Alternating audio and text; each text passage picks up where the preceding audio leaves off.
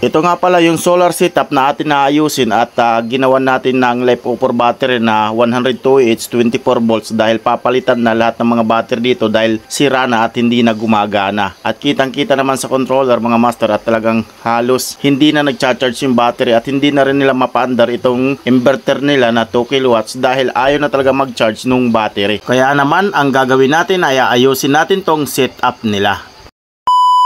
Ay, mga master. Bakas muna tayo nitong mga battery.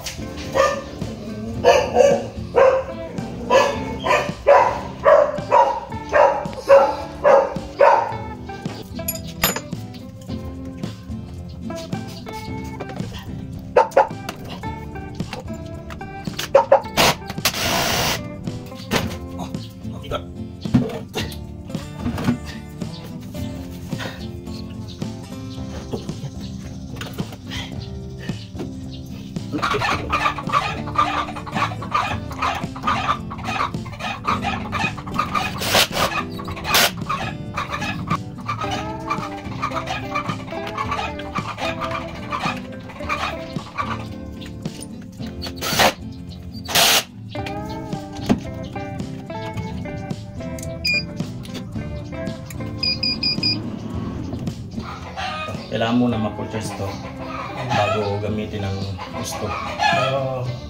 Kasi babago mo. Kahit mga pag umarang sana ngayon, maghapon, kahit mga bukas, pwede nyo itong gamitin.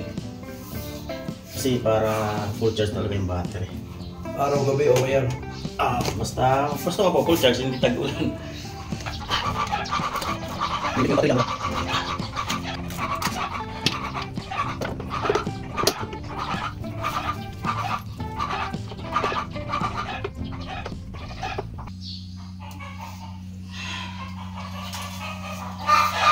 Alin dyan na iliyaw ang pag-ano? Yan. Ito mo. Ipapress nyo lang ng matagal. Okay muna ang battery. Ito yung sa breaker ng battery. Breaker? Sa inverter.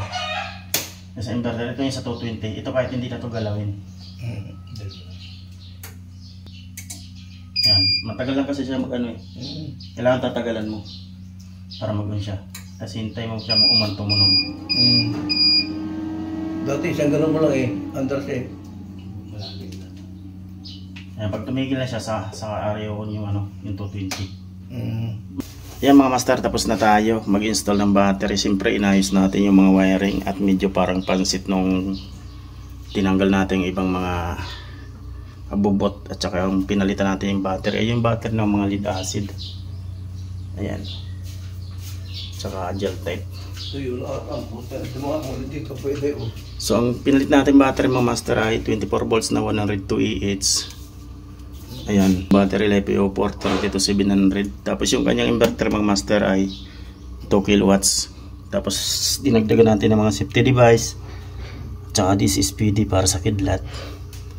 At itong kanilang charge controller ay 40 ampere.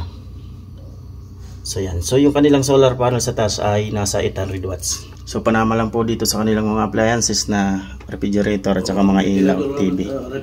Tsaka electric fans. So bali yan po yung kanilang solar panel mga master, apat na 100 watts at saka tatlong 150 watts. So yung tatlong 150 watts na yan naka-parallel. Tapos yung apat na 100 watts doon naka-parallel din. Bali 2 string. So naka-series naman kasi naka 24 volts. So sa ngayon mga master, maraming salamat sa inyong sulit na panonood dyan dahil tapos na tayo at talaga namang binago natin ng maayos itong kanilang setup. Kita nyo naman napakalaki ng pinagbago. So hanggang dito na lang mga master ang ating video na to. Paki-like and share kung nagustuhan nyo man yung mga video na ganito. At syempre papalo na rin kung napadaan ka lang sa channel nito. Maraming salamat. Hanggang sa muli mga ka-DIY.